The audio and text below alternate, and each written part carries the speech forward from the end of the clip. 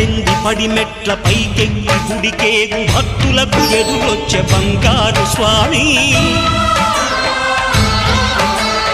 ఇరుముడులు స్పృశించి శుభమనుచు దీవించి జన బృందముల చేరే జగమేలు స్వామి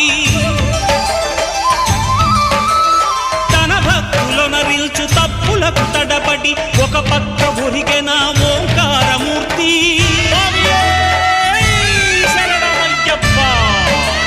స్వాములందరూ తనకు సాయము కాగా ధీమంతుడై లేచే ఆ కన్య స్వామి